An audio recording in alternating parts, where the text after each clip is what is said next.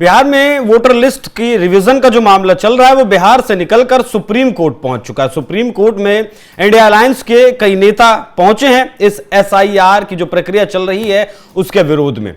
यहां supreme court में विपक्षी नेताओं की तरफ से कपिल सिब्बल और प्रशांत भूषण सुप्रीम कोर्ट में सुनवाई के दौरान मौजूद रहे, लेकिन जो दलीलें सिब्बल और प्रशांत भूषण की तरफ से दी गई उस पर सुप्रीम कोर्ट कहीं ना कहीं खफा नजर आया और जिस तरीके की टिप्पणी सुप्रीम कोर्ट के द्वारा की गई उसे इस तरीके से देखा जा सकता है, एक तरीके से फटकार इन दोनों वरिष्ठ वकीलों को लगी है। दरअसल एसआईआर की जो प्रक्रिया बिहार में चल रही है उसमें चुनाव आयोग की तरफ से डेटा दिया गया है कि लगभग 65 लाख वोटर्स के नाम काट दिए गए, जिसमें से 20 लाख से ज्यादा वोटर मृत पाए गए हैं, जो मर चुके हैं। उनके भी नाम अभी तक इस लिस्ट में शामिल थे। कुछ लोग ऐसे थे जो बिहार को छोड़कर दूसरे राज्यों में जा चुके हैं और वहां जाकर वो अपना वोटर आईडी कार्ड, अपने मताधिकार का प्रयोग वो बिहार से बाहर जाकर कर रहे थे। ऐसे लोगों के नाम जब काटे गए तो विपक्ष में हड़कंप मचा हुआ। एक तरीके से कहें तो तेजस्वी यादव और जितने भी बाकी के विपक्षी दल हैं वो मुखर होकर इस मुद्दे को उठा रहे हैं कि उनका मानना ऐसा है कि जिन वोटर्स का नाम काटा गया है वो चुनकर उन वोटर्स का नाम काटा गया है जो आरजेडी का, कांग्रेस का पैठ वोटर था, उन वोटर्स का नाम इसमें से काटा गया है। राजनीतिक तौर पर क्या कुछ नुकसान इन दोनों पार्टियों को होगा, कांग्रेस को और आरजेडी को, जैसा इन्हें लग रहा है वो भी आपको बताएंगे। लेकिन उससे पहले अगर बात करें तो प्रशांत भूषण ने यह कहा कि चुनाव आयोग ने एक बयान जारी कर कहा कि एसआईआर की जो प्रक्रिया है उसमें से 65 लाख लोगों के नाम हटा दिए गए हैं क्योंकि या तो वो मृत हैं या फिर वो स्थायी रूप से कहीं और चले गए हैं। उन्होंने कहा कि मतदाता सूची से नाम शामिल कराने के लिए फिर से आवेदन अब करना होगा। जस्टिस सूर्यकांत और जस्टिस जय माल्या बागची की बेंच इस मामले की सुनवाई कर रही थी। इस पर अदालत ने कहा कि हम आपकी बात सुनेंगे, अगर गलत तरीके से किसी का भी नाम काटा गया तो हम आपकी बात को सुनने के लिए बैठे हैं। हालांकि चुनाव आयोग एक संवैधानिक संस्था है और उसे काम करते रहने देना चाहिए। हम एक न्यायिक प्राधिकरण के रूप में इस प्रक्रिया की निगरानी कर रहे हैं, इस बात को सुप्रीम कोर्ट ने खुद कहा। और अगर बड़े पैमाने पर नामों को हटाया जाता है तो हम तुरंत इसमें हस्तक्षेप करेंगे।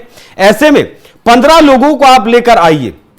जो दलील दी गई सिब्बल और प्रशांत भूषण की तरफ से कि 65 लाख लोगों के नाम गलत तरीके से काटे हैं, उसमें सुप्रीम कोर्ट ने कहा कि आप 15 लोगों को लेकर आइए जिन्हें मृत बताया गया है लेकिन वो जिंदा हैं। अगर आप ऐसा करते हैं तो सुप्रीम कोर्ट इस मामले में खुद हस्तक्षेप करेगा। अगर आप ऐसा नहीं कर सकते हैं, ऐसे 15 लोगों को आप नहीं ला सकते हैं, तो जिस तरीके से चुनाव आयोग अपना काम कर रहा है उसे अपना काम करते रहने देना चाहिए। मनोज झा की तरफ से कपिल सिब्बल यहां पेश हुए और उन्होंने कहा कि निर्वाचन आयोग जानता है कि ये 65 लाख लोग कौन हैं और यदि वो मसौदा सूची में उनके नाम का उल्लेख करते हैं तो किसी को कोई आपत्ति नहीं होगी।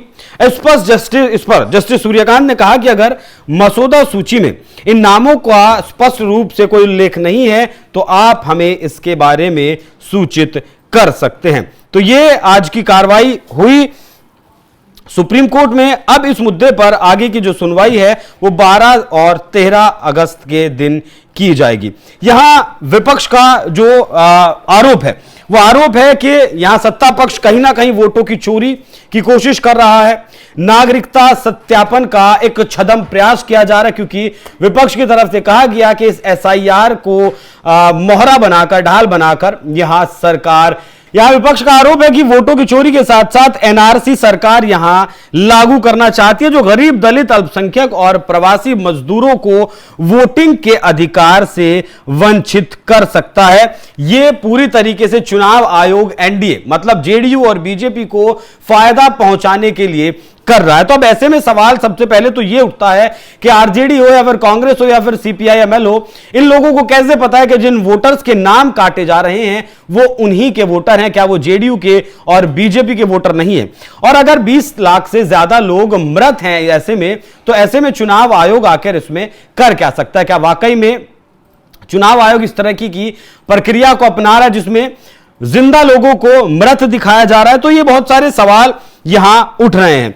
यहां विपक्ष का यह भी आरोप है कि इलेक्शन कमीशन की तरफ से बीएलओ जो नियुक्त किए गए हैं उनकी पारदर्शिता में भी कमी है। एक कमरे में बिठाकर बीएलओ को पूरे गांव की या फिर पूरे इलाके के वोटर्स की जो गणना है या फिर कहें कि जो जांच कर रहे हैं वो एक कमरे में बैठकर बीएलओ कर रहे हैं। बीएलओ घर घर जाकर इस मामले में काम नहीं कर रहे हैं। राहुल गांधी और मल्लिकार्जुन खड़गे ने संसद में एसआईआर के खिलाफ प्रोटेस्ट करने की बात की और बड़े पैमाने पर इस मुद्दे को उठाया भी है। ऐसा भी इन्होंने कहा कि ये जो एसआईआर है इसे कूड़े में फेंक देना चाहिए, क्योंकि ये पूरी तरीके से वोट चोरी के लिए बनाया गया है। बाकी एसआईआर के लिए जिन 11 दस्तावेजों की मांग की गई थी, जन्म प्रमाण पत्र हो या फिर 10वीं का सर्टिफिकेट हो या फिर जाति प्रमाण पत्र हो, ये आम चीजें हैं, लेकिन विपक्ष का इस पर भी ये आरोप है। अब यहां अगर कुछ आंकड़ों की बात करें तो बिहार में जो अब तक एसआईआर के साथ साथ एसआईआर में लगभग 8 करोड़ वोटर्स की 7.89 करोड़ वोटर्स की जांच हुई है, जिसमें से 65 लाख वोट अगर कट जाते हैं तो ये सीधा सीधा 8% इस पूरे वोट प्रतिशत का होता है। 14 करोड़ के आसपास की बिहार में जनसंख्या है। ऐसे में 8% वोट कट जाना वाकई में अपने आप में एक बड़ी चुनौती भी है और एक बड़ा सवाल भी है कि आखिर 64 लाख वोटर्स, क्योंकि इससे पहले लोकसभा का चुनाव भी हुआ था और 2002 में आखिरी बार 2003 में आखिरी बार ये एसआईआर की प्रक्रिया अपनाई गई थी, उसके बाद ये प्रक्रिया नहीं अपनाई गई है। तो विपक्ष के अपने बहुत सारे सवाल हैं, सत्ता पक्ष की तरफ से भी लगातार इनके जवाब दिए जा रहे हैं, लेकिन विपक्ष इन जवाबों को मानने के लिए तैयार नहीं है। लेकिन इसी बीच जिस तरीके से सुप्रीम कोर्ट में इस मामले की सुनवाई चल रही है, सिर्फ 2 वकील ही नहीं पहुंचे हैं और भी लगातार आरजेडी की सांसद हों या फिर सीपीआई के नेता हों या फिर कांग्रेस के नेता हों, वो लगातार इस मामले में सुप्रीम कोर्ट का रुख कर रहे हैं। लेकिन जिस तरीके से आज सुनवाई हुई और सुनवाई के दौरान बेंच ने यह कहा कि अगर आप 15 लोगों को भी मृत घोषित कर देते हैं या फिर लेकर आते हैं तो फिर हम इस मामले में खुद हस्तक्षेप करेंगे।